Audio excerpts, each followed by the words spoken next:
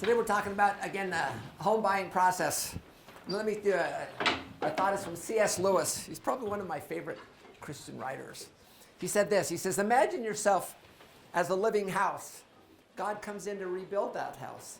At first, perhaps, you can understand what he's doing. He's getting the drain lights and drains right and stopping the leaks in the roof and so on. You knew those jobs needed doing, and so you're not surprised. But presently, he starts knocking the house about in a way that hurts abominably and does not seem to make any sense. What on earth is he up to? The explanation is that he is building quite a different house from the one you thought of. Throwing out a new wing here, putting up an extra floor there, running up towers, making courtyards. You thought you were being made into a decent little cottage, but he is building a palace. Okay. We're continuing. Any questions on where we are? The box is around there. The section on your credit plan is due here. You can just put it up after class. We'll probably do, I haven't set it up exactly, but Friday we'll probably do that makeup class. And I'm thinking, I was probably a little bit generous with 4 points, but I'll probably do either 2 or 3, just because I have a bad feeling we'd have everybody in the classes there, just because the quizzes are kind of important. But we'll make it worth your while, regardless. Other questions on where we are? So today we will do our kind of the process of buying a house. Wednesday we will do kind of the mathematics behind it, the numbers. And then if there's any questions, if you kind of read through the book, or if there's other questions you have, if you'll send those to me by tomorrow about noon, I will include those questions in that PowerPoint, on my Q&A PowerPoint. So what I've got is a couple of dozen questions there. And what happens when people send me the questions, then what I do is I'll just add it to the end, and then we can kind of work from there. But the questions actually are some pretty interesting, they have some pretty interesting ideas there as well. So, questions on where we are? Okay. So here's our decision. Today we're doing Leader's Guidance, Principles of Home Buying and Ownership. And then our big thrust here is what's the home buying process. On Wednesday, options in the home buying decisions, and then we'll get into the math. Different types of loans with different, how do you compare different mortgage loans with different points, different fees, different types. And then how do you create your housing plan, and then we'll just answer any additional questions that you have. And there's a full PowerPoint there with questions from the last 4 or 5 years. And each time I do, I just kind of added it and I kind of rearrange it a little bit. But I think it's a good resource here. So, home decision, where do you currently live? What expenses you're paying, rent, utilities, gas, repair, insurance. What are your home plans and strategies? It's really kind of fun. When I was a missionary, I wrote this, I called it my Icken book, Wokui Shu Amen. Well, no, that means I can. And then I said about what do I want about my wife and what do I want about my house. And so if you come to my house, you'll see I had this idea that I wanted a stained glass window on the front door. So you walked in, there was a step down area. And it's really kind of fun to realize that some of those ideas I had back when I was a missionary are what you see in my house now. But we can think through these and we can make decisions, and it may not be your first house. It was like our 4th house that I finally got to the point where I could put some of these things in. But we can. But what are your home plans and strategy? Might include how often will you move, down payment, negotiations, strategies for warranties, all of this stuff. And so that's kind of what we'd like to do. And hopefully today we can kind of give you some ideas and we can give you some thoughts on how to work for it here. So here's a note. He started his job at Dell in Texas. Back. Nathan, you want to read that for me, please? Hi, Professor. I took your class last semester. I'm about to graduate and start my job at Dell at the end of the summer in Texas. My wife and I are excited to move on and fly. It's actually funny because I've applied to Dell. Oh, okay. We're starting to consider when we want to buy our first house. We know rates are low and will probably continue to be pretty low for the next little while. Also, since we are living in Texas, busy a good-sized starter home at a low cost is pretty buying a good-sized starter home at a low cost is very doable. Renting will probably be about as expensive as a mortgage will be each month. We want to have a good down payment, however, to avoid PMI and have a smaller mortgage. Do you recommend renting for a while to have a full 20% down payment, or what is the best route, do you think? Thanks for your thoughts and advice. How would you respond to this? How about if we let you think about this, and at the end of the class period, we'll let you give your answers. Okay, just some thoughts. What are the benefits of home ownership? Why do you want to buy a home? Cynthia, why do you want a home? You want to build your wealth. You want to build your wealth. What else? Rent to other people. Yeah, you don't want to pay your rent to other people? Other thoughts? Is a home always a good deal? Our home's actually for sale for less than we put into it. But that's all right. It's been a fun place for the last 20 years. Tyler? Prophet says just that a modest home might be a good idea. Modest home would be a good idea. Again, I told you the two biggest mistakes we've made here is buying too big a house and getting a dog. But other reasons, other thoughts. Here's just some things too. A good location for raising children. Place to minimize travel time. My wife and I, when we were going to school at GW, her work was in Crystal City and my school was in Washington, D.C., and we kind of found someplace in the middle, and that's where we lived. Place to reflect personal taste, place you can grow equity, place to enjoy family and friends. Yesterday, as we were waiting for conference, I just went out and sat on the deck, put my feet up, worked on my journal. I have a little journal program in my phone. It was just fun enjoying the view. The weather was just amazing too. So lots of good things. So there's a lot of reasons to have a home. Here's our second home here. I actually put it in the wrong place. What are the risks in home ownership? Things break and you have to fix them. Yeah, it breaks and you have to fix some things. We bought this house here after I just finished my PhD. It's probably a 70-year-old house. We spent 3 Saturdays a month for 4.5 years working on that house. And the last thing I wanted to do was to work on it again. Again, you buy a fixer-up without the necessary skills, it stays a fixer-upper. So realize, it was a fun house too. The garage was detached. The garage was built on dirt, and the back left corner of the garage was 14 inches lower than the front right corner. Also, in that place right here, you can barely see it there. There's a window there. They painted the outside, but the inside wasn't painted. What happens when the outside's painted and the inside's not? It warps. So there was 3/8 of an inch between the glass and the sill. So, and you know what that's like during, Washington, D.C. winters, too. So it's just interesting, but it was all we could afford. And so the key is, make sure you understand. Make sure you don't make the mistakes. Make sure you get the necessary inspections. Make sure you live below your means. Make sure you make your house fit your budget, not your budget fit your house. And if you do that, I think you'll be so much better. President Hinckley said this. Michael, can I get you to read that for me, please? We've been counseled again and again concerning self-reliance, concerning debt, concerning thrift. When I was a young man, my father counseled me to build a modest home sufficient for the needs of my family and make it beautiful and attractive and pleasant and secure. He counseled me to pay off the mortgage as quickly as I could, so that come what may, there would be a roof over the heads of my wife and children. I was reared on that kind of doctrine. Is that kind of good advice for us here? Tyler, can you continue, please? Further counseled, I recognize that it may be necessary to borrow to get a home, of course, but let us buy a home that we can afford and thus ease the payments which will constantly hang over our heads without mercy or respite for as long as 30 years. I urge you to be modest in your expenditures, discipline yourselves in your purchases to avoid debt to the extent possible. Pay off debt as quickly as you can. That's all I have to say about it, but I wish to say it with all the emphasis of which I am capable. I just thought of something. What did we learn about personal finance from this past conference? Any thoughts?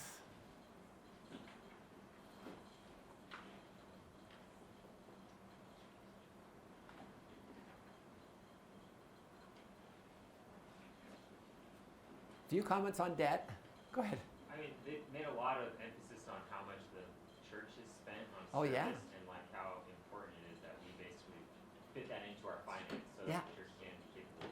Fit giving into your finances. I thought that was really neat. There was a couple of comments about staying out of debt. I thought it was interesting the talk about Ezra Thayer, I thought it was, who was responsible for selling all the houses in Missouri. And, because of that situation, he hardly was able to get anything. And I think he was really sad. And the Lord, through Prophet Joseph, he says, your sacrifice is more important than your increase. And I thought that was interesting, too, that sometimes what we learn in the process is more important than what we say. Okay, that's all right. Just interesting things. It's nice that we have these twice a year that we can actually learn, see what the Lord wants us to know.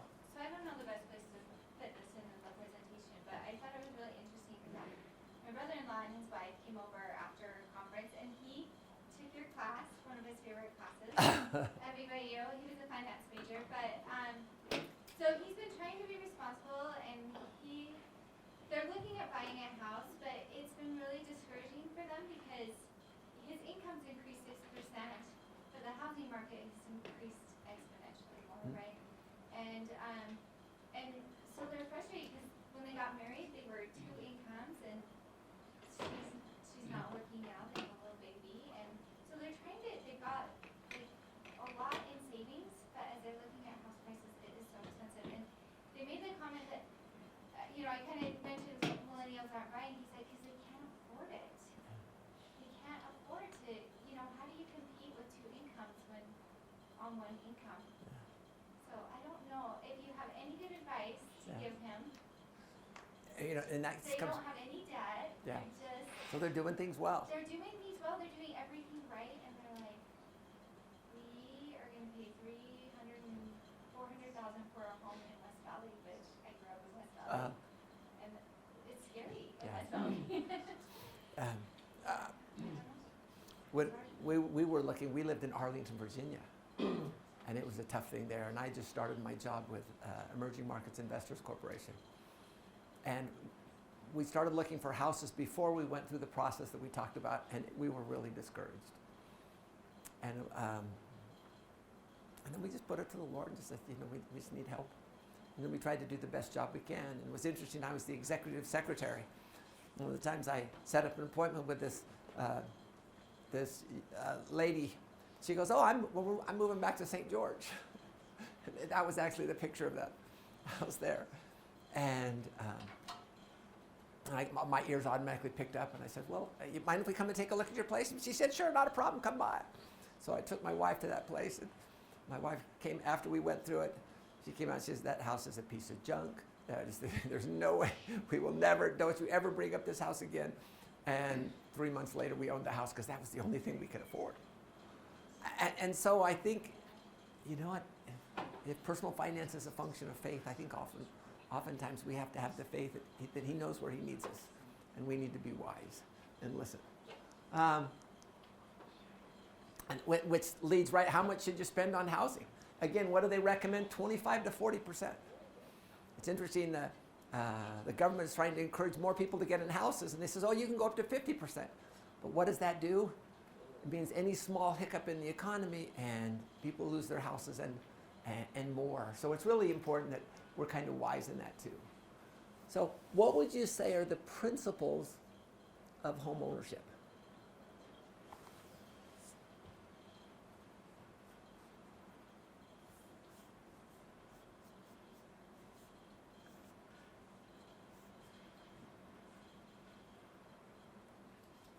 Trey, what do you think?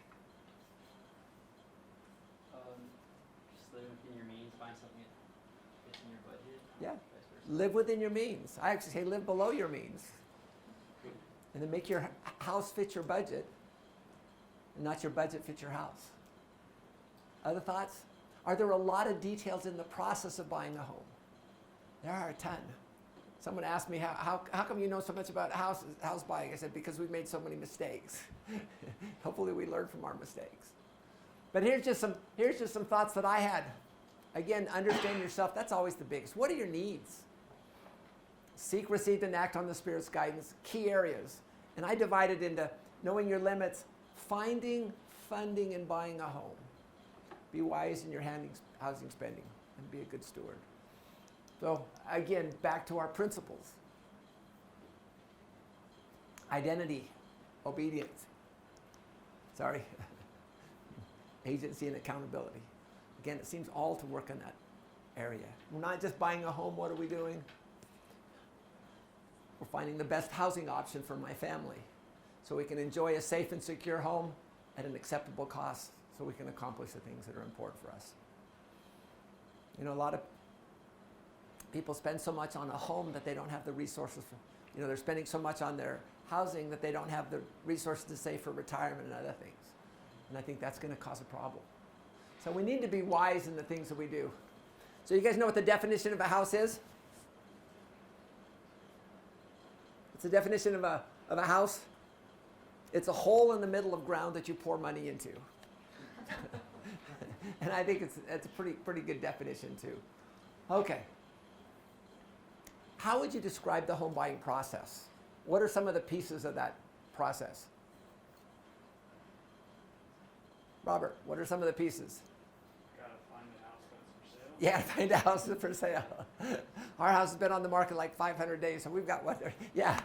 The first thing you have to decide kind of what you want, where you want, how much you can afford. What you want, where you want, how much you can afford. Those are important parts. And then what? Then you have to look for it and hope. Then you have to look for it and you hopefully can find a it. home that fits all of what Yeah. you've decided. And then you have to be able to fund it. You have to find, fund, and then you have to be able to secure the loan. And then you have to live it. So I've divided it into 4 steps. Number 1, understand your limits. What can you afford now and in the future? 2, there's lots of different ways. But you really shouldn't be looking for your home until you've understood your limits. We know. Find, fund, and service your loan. Know what the lenders need, find the best loan, have everything ready, and get the best loan for you. How do you determine what the best loan is for you?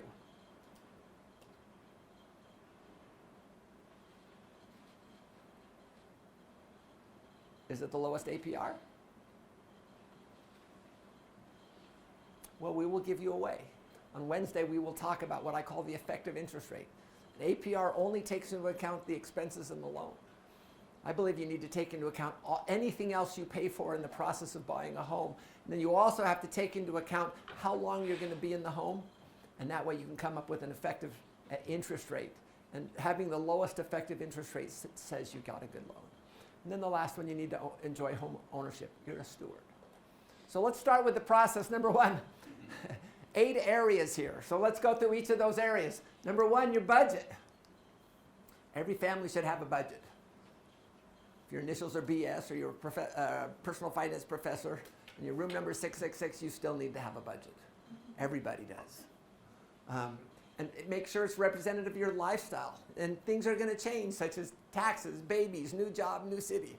All of those things will change, so be wise in what you do. We're all familiar with the old way. You start with your income, you pay your tithes, you pay your expenses, then whatever's left, it goes into savings. What's wrong with this? There's never anything left at the end of the month. You know, we've heard expenses rise to meet income. It's kind of like junk expense to fill the space allotted. It's kind of all those same things. And we talked about the better way. Pay the Lord first, you pay yourself second, and then you pay your expenses. Does it take faith to have this framework? It does. But can we do it? And I can testify that it works. Talked about knowing your credit score. We had a young lady in the previous class. She raised her hand. She said, Brother Sudweeks, she said, I call it, she has a Discover card. She called up the Discover. She actually just went online and told them that she'd like to increase her credit limit from $1,000 to $3,000. She says they did it without a hard pull. And it increased her credit score by 30 points from just last week. So really, are these things important? We need to make sure we understand. Realize when I was young, my first house, what they did is all they looked at is your front end and back end ratios, which are bank ratios, debt to income ratios. Then over time, people started looking at credit scores. Then pretty soon the banks, all they started doing was looking at credit scores. But then they found out even people with high credit scores, if they didn't make enough money, they couldn't service the loans. So we were here first, then we moved this way, and now we're moving back. And so you need to understand both your ratios and your credit scores. We talked about getting your credit score. How many people here have your credit score? Everybody should. Okay. Okay, then we talked about you need to understand your debt to income ratios. So the way the bank is going to determine how much you can afford is they will use front end and back end ratio. So your front end and back end ratio or housing expense ratio. So you take your monthly gross income, multiply that times 28%, and that's the maximum amount you can spend for property taxes, property insurance, principal, and interest. So if you take your monthly gross income times 28%, subtract your property taxes and property insurance, then that will give you the amount that you can spend for principal and interest. So that's called your front end ratio. And it's what percent of your income goes to make your major payments. Your debt obligations or back end ratio is the front end ratio, but you also take into account any debt payments that go beyond a year. So a car loan, any mortgage payments, credit cards in excess of that you won't pay off in 12 months, student loan, basically other loan payments, all of these there. And that has to be less than 36%. Okay, so let's take a look at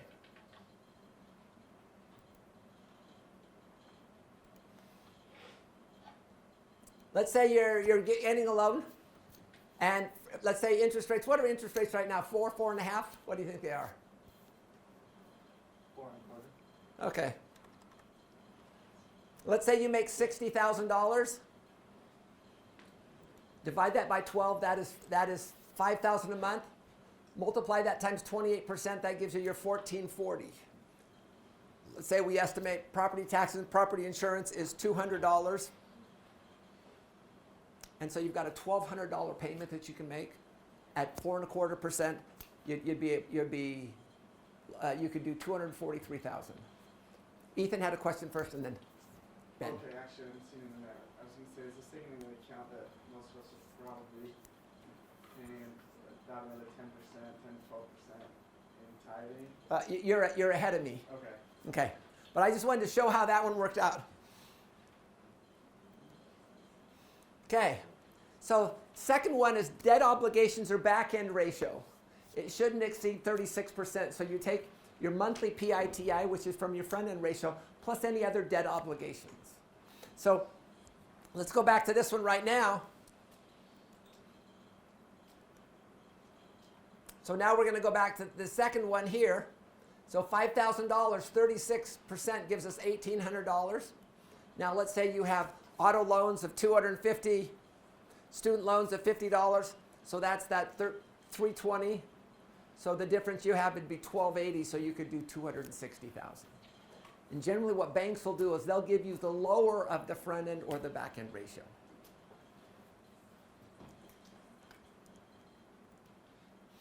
Okay. How about if you're Christians? If you pay your tithes and offerings, does that have a difference? It does. And what happens? We should have smaller houses. Our smaller cars, our BMWs or our big Mormon wagons, our Dodges and our Chevys and our Ford minivans. So what we did here is we did that same thing, but let's take into account what we give too. Now notice our goal is tithes and offerings. Is that tax deductible? Is there a tax shield on those? Yes, if you itemize. How about if you put money in a 401k, a tax deferred account? Does that have a tax shield? And the answer is yes, because you don't pay the taxes on it now. So what I did is I just put your taxes up there. So 11%, I just kind of said, what's your effective cost of donations after your tax shield? And let's say you save 20% and you put 100% of that into a 401k, a tax deferred one. So that's really only costing you 15.6. So notice that this number is significantly lower. Instead of 243, it's 175. Also on our back end ratio, instead of 260, it's 171. Should we take those amounts into account as we think about how much we can afford? And the answer is yes. So those are our ratios for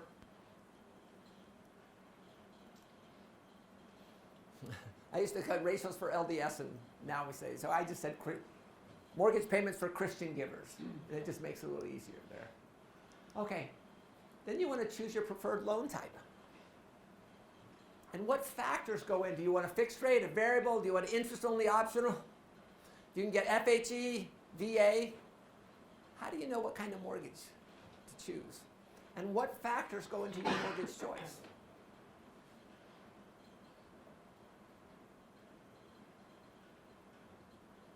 So what factors go into your choice of mortgage? What do you think interest rates would go? Go ahead, Ginny. So probably a big thing is just the biggest thing is how long you think you're going to be there. Yeah. It's very hard to estimate. And so that's what makes it hard is that's probably the biggest factor and Uh-huh. the least known. Yeah. I would personally recommend don't touch interest only. Yeah, don't touch it. Full, or just Yeah. stay away from those completely because you don't want to pay damage from 30-year mortgage or 20 years. Yep. Variable rates, you just have to be really, really careful because those arms are, the rates are really great for that first Yeah. usually it's a 3 or 5 year arm. Those rates are really good the first 3 to 5 years, but they jump considerably after that. And so if you're not planning ahead and preparing for that big, huge jump, you can end up upside down. So Yeah. definitely fixed rates are the most, are the safest and they're the easiest to predict. So. Let me just share a little tool that we use here. Normally we have you fill it in class, but here is, we've gone through and said, what are the 4 most important areas about choosing a mortgage loans? And we came up with things such as time horizon, risk tolerance, cash flow preferences and goals. And then under each of these we said, for example, time horizon, does it exceed 10 years? How certain are you? And if you're certain, which one would you choose? And what if you're not too certain, which would you choose? Less than 10 years, certain or uncertain? So we've got our fixed rate, our adjustable rate. Realize your interest-only option is an option on a fixed or an adjustment. And then your interest-only period. And so what we said, we just kind of gave some recommendations for the period here. These are just some ideas to kind of help you out. Who takes the interest rate risk? According to a poll took in this class, last class, everybody thinks interest rates are going to go up. So adjustable rate mortgages, be careful on those. And the interest-only ones too. If you need to minimize current payments, maybe an interest only on an adjustable rate or a fixed rate, either one of those. You could do that. Goals for it. You need a large house? Is it a long-term investment? Do you have other debt you want to pay off? But really, there's things you can do as you go through and make the decision. And again, these tools are here really just to help you kind of think through that process. How about the loan term?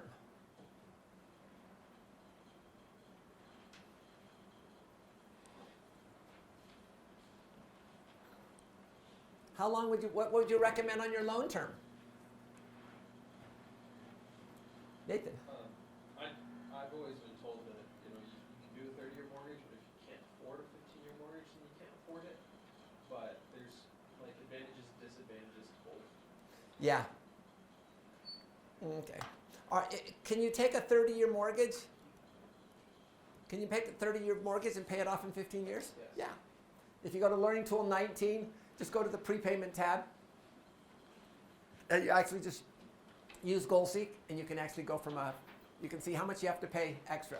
Is it common for a 30-year loan to have prepayment penalties? Generally, the payments are, if you go beyond a 6% repayment the first 3 years, we'll actually talk about that on Wednesday. But there are prepayment penalties, but after the first 3 years, there's none. Generally not. Okay, down payment and upfront costs. Are there a lot of different upfront costs and down payments on this? Yeah. So generally, for a conventional loan, 20% recommended. Why is 20% recommended? Yeah, no PMI. You can get by with 3.5. FHA is 3.5. VA loans are 0% down payment. But I would encourage you to start saving now. If you realize how hard it is to save for a down payment, you'll realize that it'll help you to stop spending, because it really is difficult. It's doable, but different. And then upfront costs include closing costs and points. Down payment 3 to 20%. Closing costs can be as high as 3 to 7%. Realize this, if you're buying a home, you can make there's a lot of things you can negotiate for. And so most things are you can have the seller pay a lot of these fees. So just be wise in what to do. And then impound escrow reserve accounts. You guys heard those terms? So in addition to your principal and interest, some of the lenders will require you to use an impound or an escrow account. What that is you pay a little bit extra every month. That goes into an account. You make 0 interest on it. But when your insurance bills come due, or mortgage insurance or hazard insurance, when any of these things come due, or taxes, they come out of that account. Not everyone requires it, so be aware of what your lender requires. I Nathan? was wondering, I don't know if we're going to talk about it later, but what's the FHA for the students? Like, what type of loan? Oh, it's just it's a lower down payment, and the rates are lower because it's not guaranteed, but the FHA issues those loans. So there's- you have to be a student to get that loan, or are they No. recommended, or? They're good. That realize you have a little bit more. You have to pay PMI, smaller amount, but PMI for the life of the loan. So a little bit lower interest rate, but you have to pay PMI longer. So you kind of have to take all of these things into account. Just some other ones. We talked about points. Think of a point as prepaid interest. Now, there's some points are tax deductible. Origination points are likely. There are certain points that are tax deductible, but generally it's a way to prepay your interest. So, for example, you can get 4.5% and no points, or you can do 4.25% with 1 point, or 4% with 2 points. Now, if you're staying in the home for 30 years, you allocate those 2 points over 30 years. But what happens if you leave after 5 years, or you sell it after 6 years? So all of a sudden, those points can be quite expensive. Notice that you don't get to keep those points. If you have a loan for $200,000 and you agree to 2 points, how much money do you actually receive? Not $200,000, it is. A point's 1% of the value of the loan. So if you agree to 2 points, you're borrowing $200,000, but you actually only receive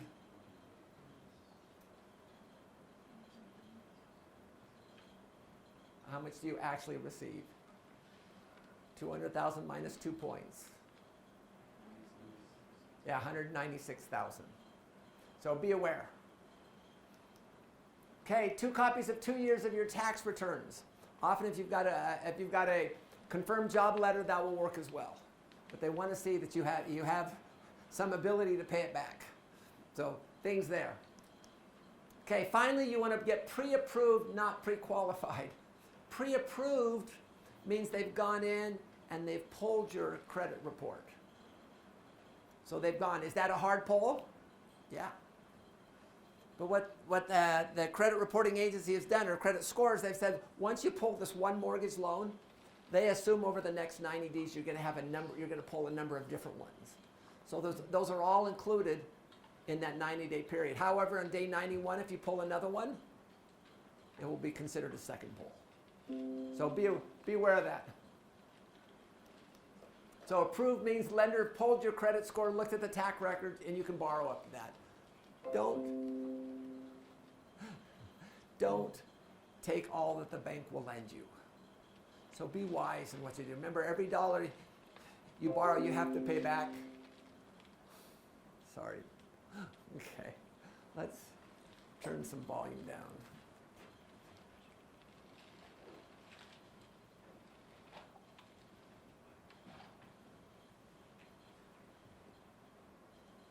Okay.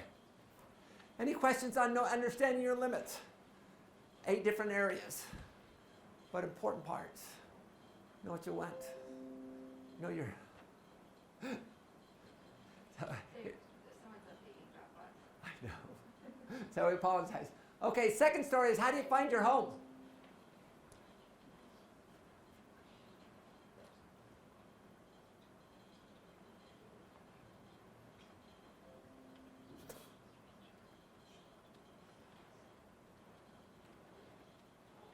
Okay. All I had to do was mute it. Okay, so how do you find your home? And what happens when you're in an environment where your income's only growing up 6% and the housing prices are going up 15%? Is that tough? Is it disheartening?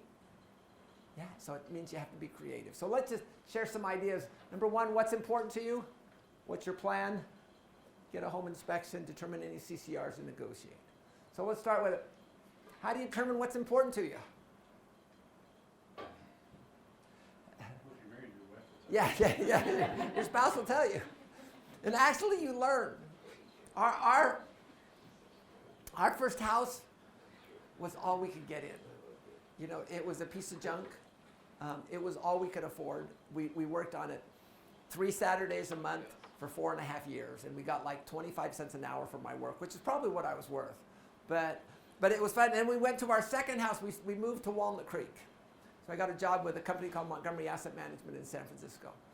And this was in the year, in the 1990s, it was a seller's market. I'd look at a house in the morning and it would be sold by the afternoon. We'd look in the afternoon, the next morning it would be sold.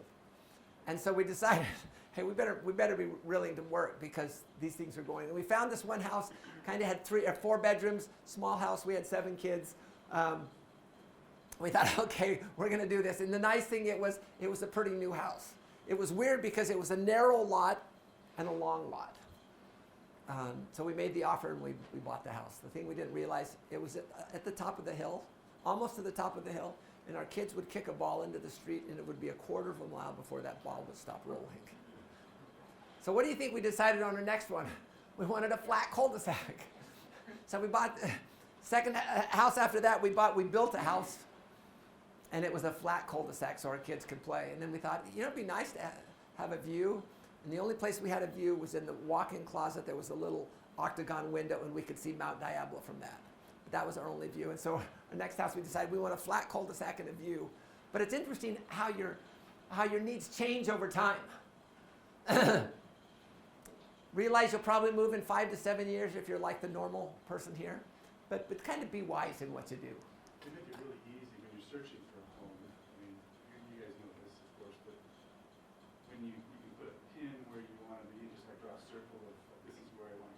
For us, location was really, really important in our last home purchase, and so we just put a pin on BYU and drew a circle around it and said, okay, this is how much I want to drive to it. And then you can use tools like Realtor.com or a bunch of different online tools to find all the homes that are just And what we did when I worked in San Francisco at 101 California and also the Transamerica building, we decided, okay, where's the big traffic jams? And it was actually at that 6 to 80-24 split. So we decided if we take one exit off before that, we kind of looked around in that area. And so that's kind of what we did as well. I also recommend just coming out of school, if you don't want to buy a house right off, rent for 6 months. And then you can kind of get a sense, what are the big areas? What are the good areas you want to be at? Also realize some of you guys have been, 3 kids in a 2-bedroom apartment for a while. A little bit nicer place might be good for a while to get an idea. Develop a plan and build your team. Realize it's not just, you shouldn't just start going looking around. You figure out what your limits are first, and then you go looking around. Keep to your plan. Zillow.com or other resources. We actually had a couple come and look at our house. Our house is for sale.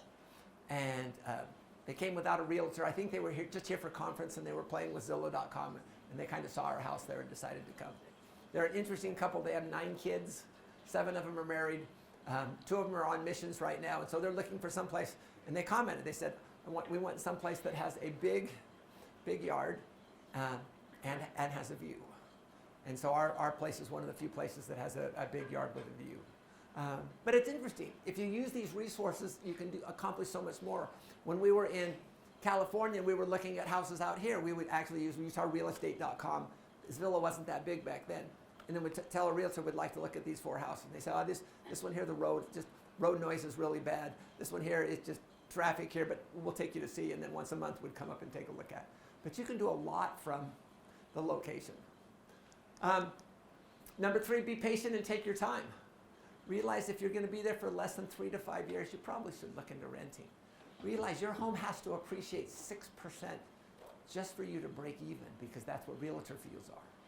Now, is there room for negotiation and realtor fees? Yeah, there is. But realize that. So people who say, well, if you rent, you're just throwing your money away. Realize there's a lot of costs.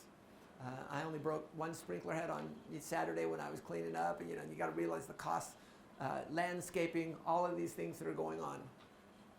There's a lot of cost there. So be careful. The largest financial commitment you make, take your time. And don't be too soon. And then do your homework and footwork. Get a good realtor. Use a team approach. Take matters into your hand. I told you about the first house we bought is because I was the executive secretary. And this lady heard. She told me she's moving, and so we were able to make an agreement. Make sure you bring the Lord into your discussions as well. We were moving from Arlington to California. We'd already brought the kids out there.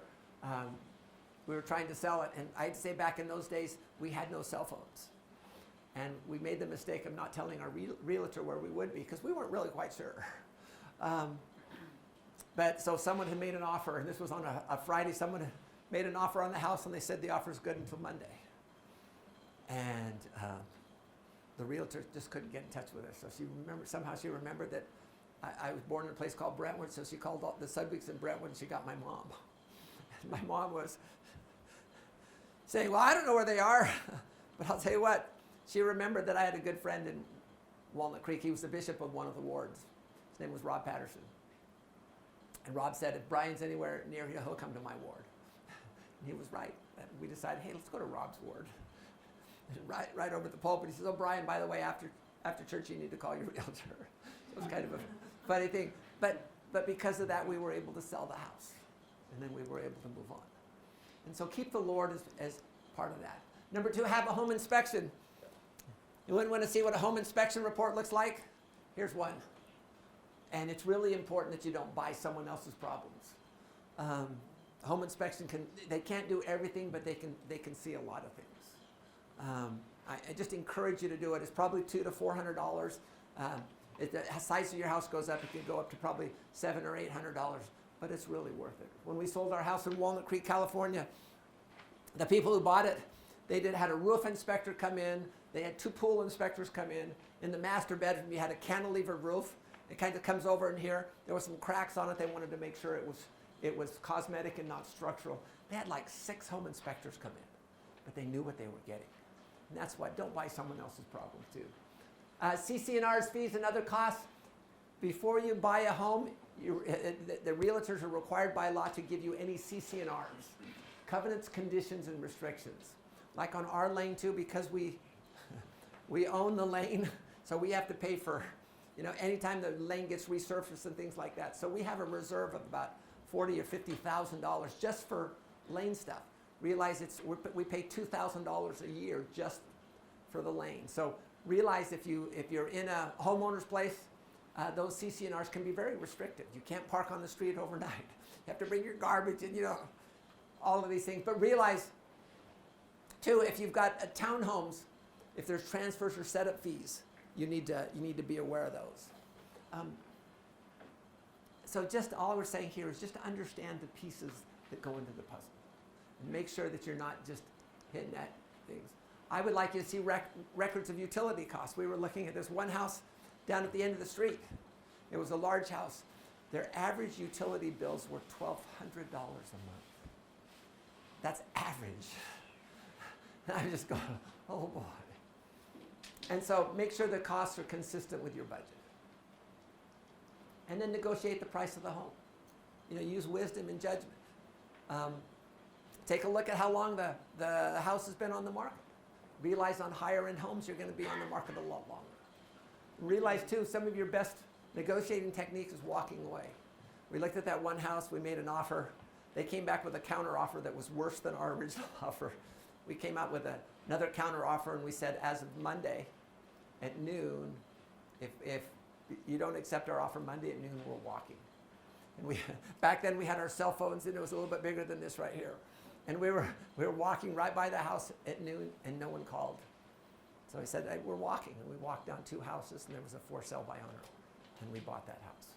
So be aware. And then the last piece on that story of the house that we bought.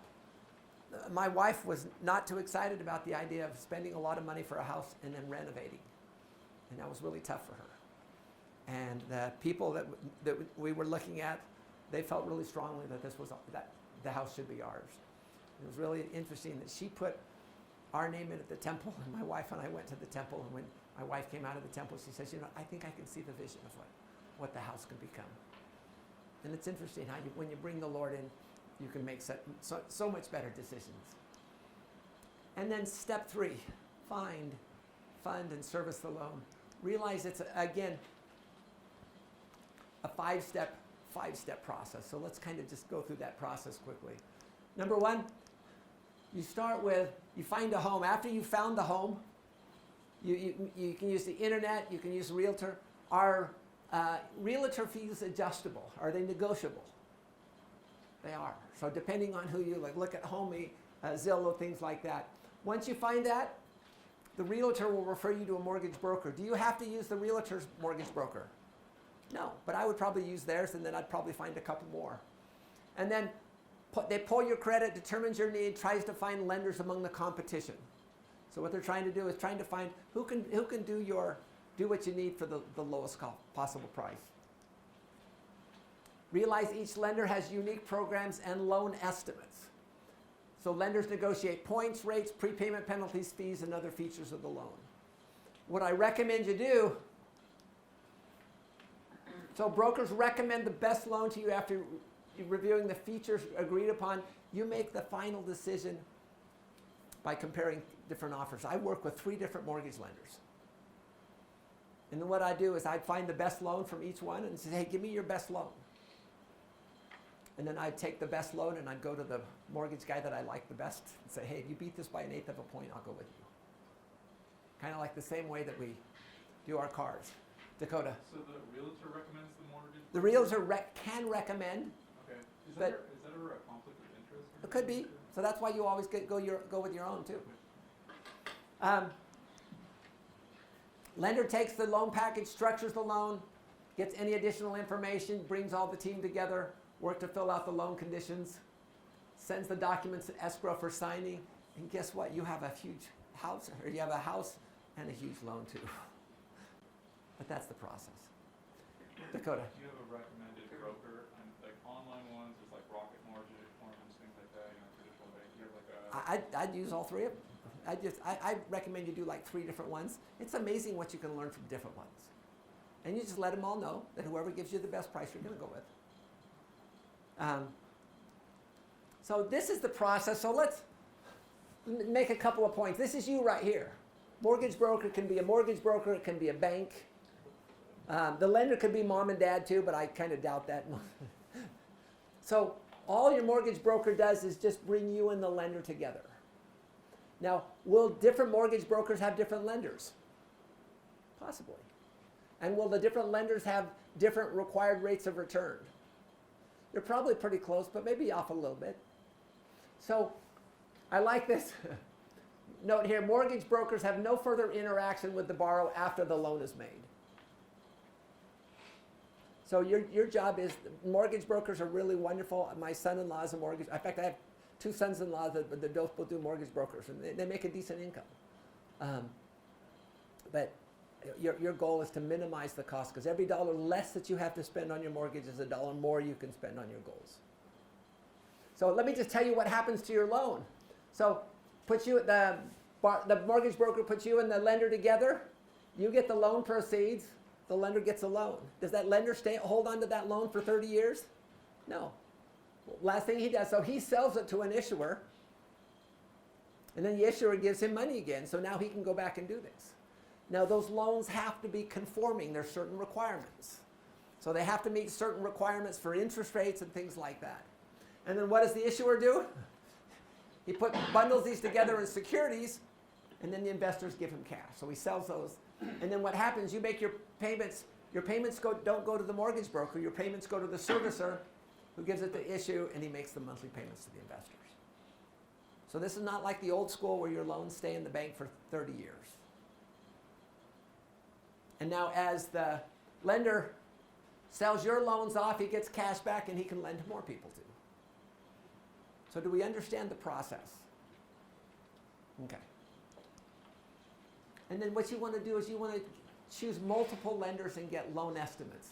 So a loan estimate, it's not just a summary. Now realize you don't have to have a signed contract to get a loan estimate. If someone says, well, you sign a contract and then we can do it, go with someone else. So realize you want to get those loan estimates, you want to compare those across, and you want to get a sense. Loan estimates are the costs you'll likely pay. I actually don't like the loan estimate as much as I like the previous one, but I don't get to choose. And then what you want to do is calculate your effective interest rate. Your effective interest rate is the rate you get after taking into account all of your costs, both within the loan and outside the loan. So it includes all out-of-pocket costs as well. And that's how you can tell if you've got the lowest effective interest rate. And it also takes into account how long you're going to stay in the home. So what you want to do is you want to be wise in your judgment. You want to be conservative there. And then you negotiate. Now your key is to find the right. You've got the home. You know what kind of a loan you want. Now you're trying to just find the fees. You've already got the loan estimates in front of you. So you can actually go through and find out, okay, your best loan is 4.25% with 1 point and 1,500 fees. His best loan is 4%, but 1 point and 500 fees. How do you determine those things? So what you do is you find the best loan from each of your three. Say, what's your best deal? Realize I'm going to go with one of you. And then you take the one that's the lowest one, and then you go to the broker you like the best and say, hey, you beat it by 1/8 of a point. I'll go with you. And then after that, once you've done that, you now have a loan. Now the key is just to pay it off. Couple of points too. If you're ever prepaying principal, you don't just include that in the same thing. You know, if you're doing it electronically, you move the money here for principal and interest, then you make a separate one, and then the note is for principal only. Oftentimes some of these servicers will say, oh, this is prepaid interest. That's not what you want.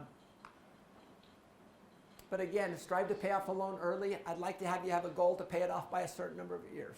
Our goal was to pay it off by 45. We wanted to have our house paid off by 45. And then if you refinance a loan, I'm amazed that some people, 30-year loan, after 10 years they'll refinance and they'll refinance to 30 years again. After 10 years they refinance and they refinance to 30 years. And now they're on a 50-year loan. The goal is to get out of debt as quickly as you can.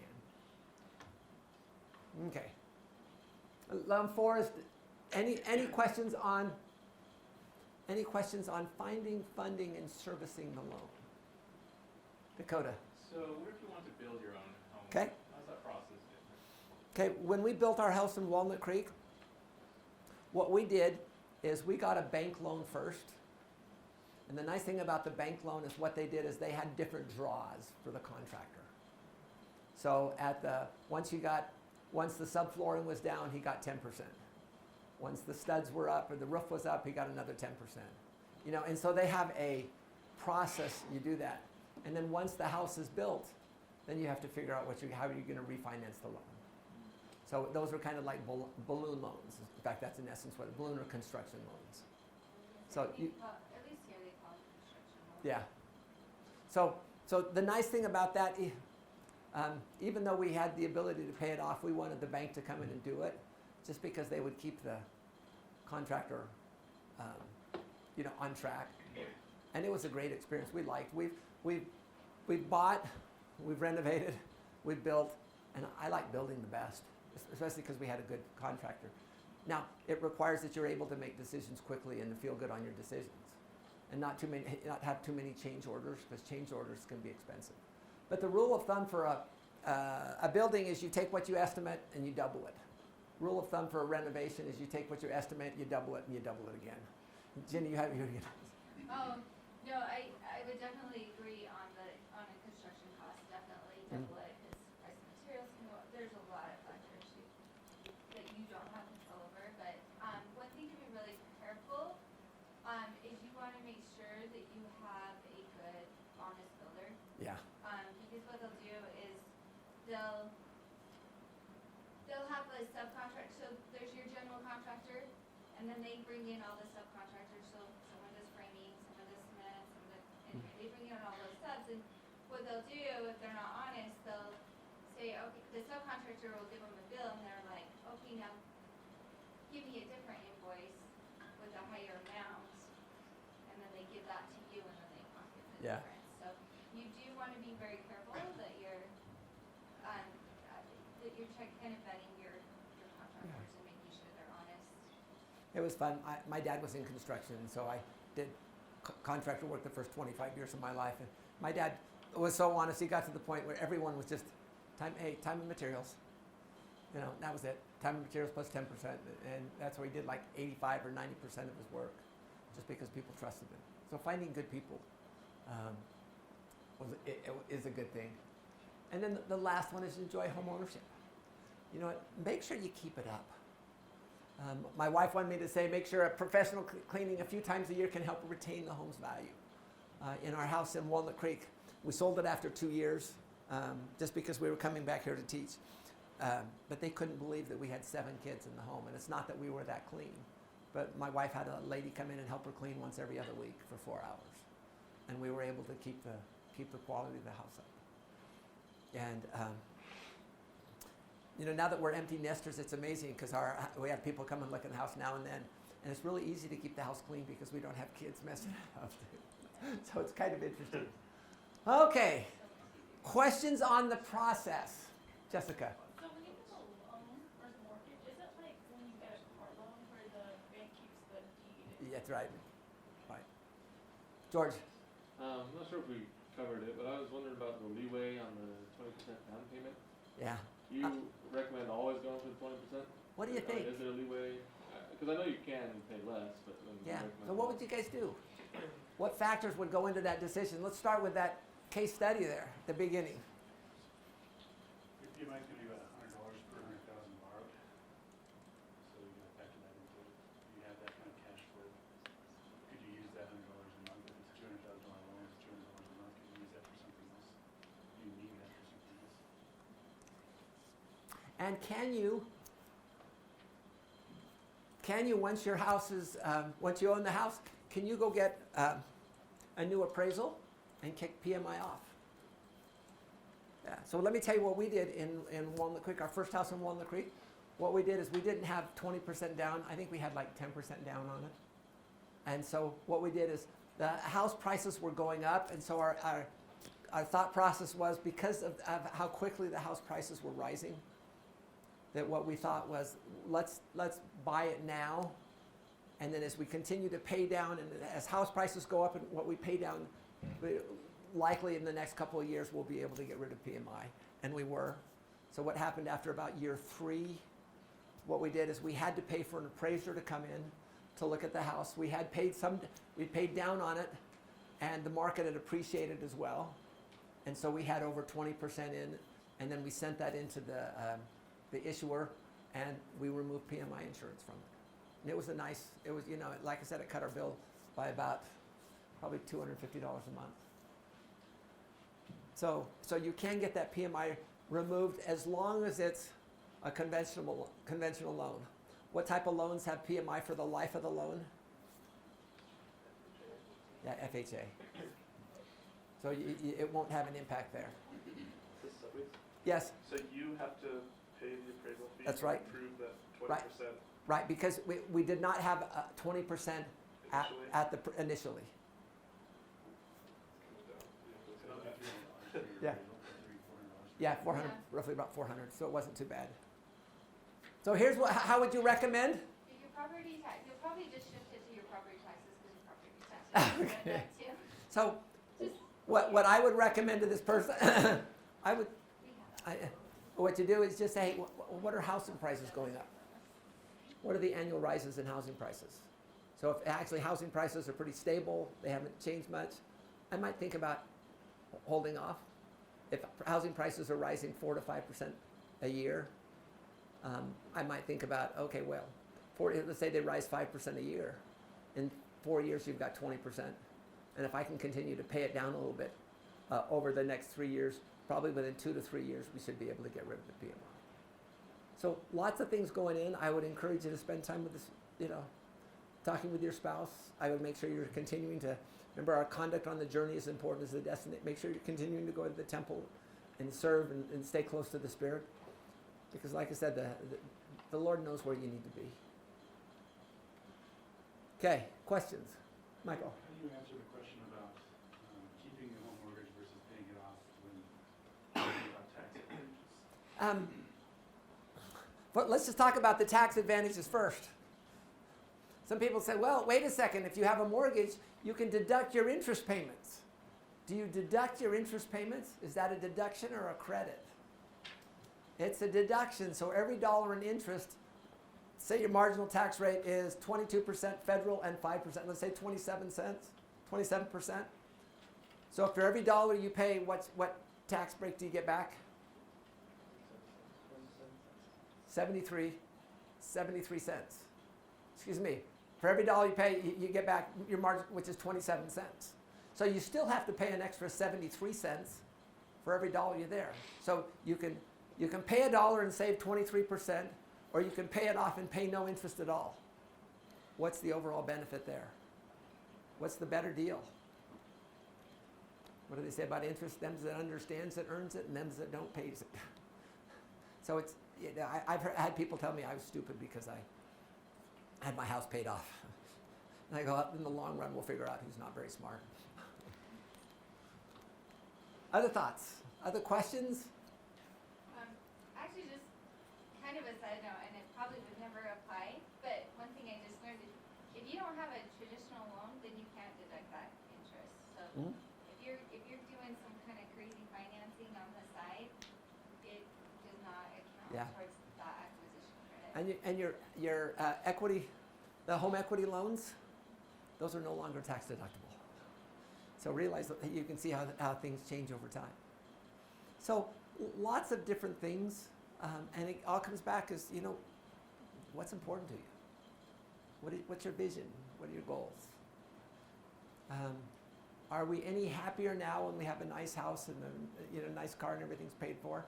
I actually don't think we're any happier than we were when we were poor, starving college students living on Lee Highway in Arlington, Virginia, going to George Washington University. I was impressed that the quote was made twice this weekend in conference.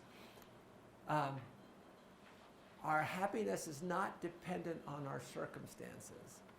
It's dependent on our focus. And if our focus is on Jesus Christ. And I heard it twice. I heard it the first time I said, oh, this is really cool. And then when I heard it in the Sunday afternoon session, I thought, okay, we've heard it twice. That's an important quote. Okay, questions? Let's do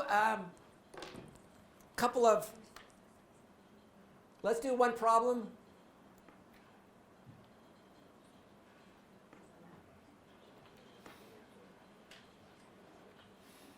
Okay.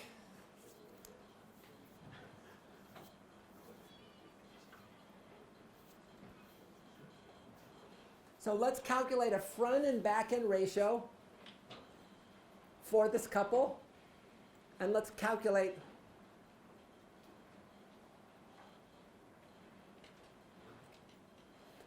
for the savers one, we'll actually just do it with the spreadsheet. What's the amount most banks will lend? So how do we go about this problem?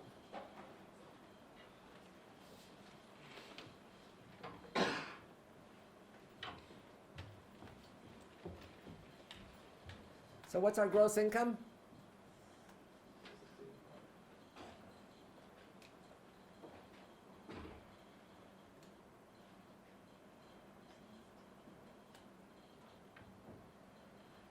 You guys gonna be lazy and just say use the tool? Terry goes, yes. So again, remember in this class, you don't have to use the tools. The tools are there just to help. Generally, I'd recommend that you do the calculations first and test it with the tools. But what I find is most students will use the tool first and will test it with the calculation. So front end and back end ratio.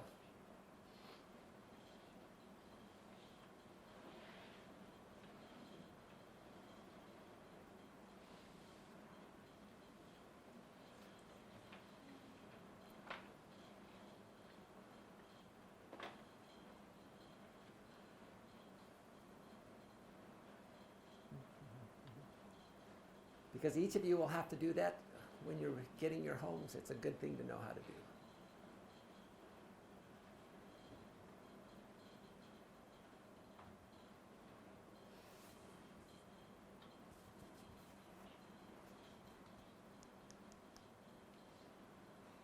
Okay. Let's do on this side here. Michael, you want to take us through this? Sure. Okay. So what's our gross income? 60,000. So gross income, so monthly, so how much is that a month? Monthly gross income? 5,000. $5,000. And multiply that times 28, what do you get? 1,400. And how much is your taxes? 200. Okay, insurance, we've got 200. So that gives a monthly mortgage payment of $1,200. So if you set your interest to 4.5%, payment to $1,200, n equals 30, what did you get?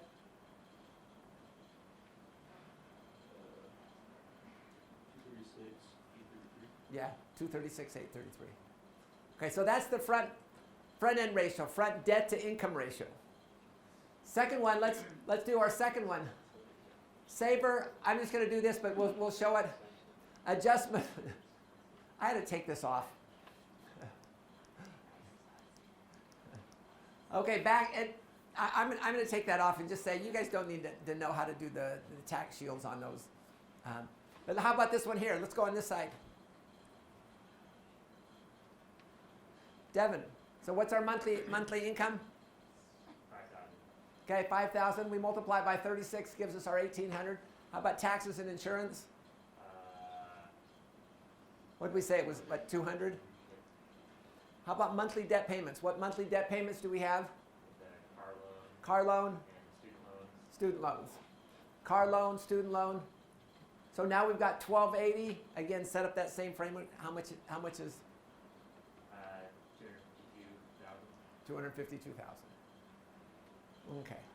So the banks will generally lend you the lesser of the two. In this case would be 236,000. The Savior would adjust it downward to roughly 180. Where would we go? I would probably be someplace between those two. You said that do the lesser one. Where's the situation where your front end would be less than your back end? Would be less than your back end. You have lots of debt. I guess maybe vice versa, because one of them doesn't account for the other debt we have. Right. Right. I'm just trying to look at like. So in my case, my front end and my back end ratios were really the same because we had no debt. Right. So you know, I shouldn't say they were the same, but because we had no debt, there were no additional things there too. Okay. Questions on this? We've got some more problems. I'm going to take out the saving one. You could always reverse engineer into it from the spreadsheet. And all I really want you to do is think about that. And again, be careful. Don't take everything the bank will lend you. Remember, it's painful to pay it back. Not only painful because you have to earn $2.48 for every dollar you pay back, but also the interest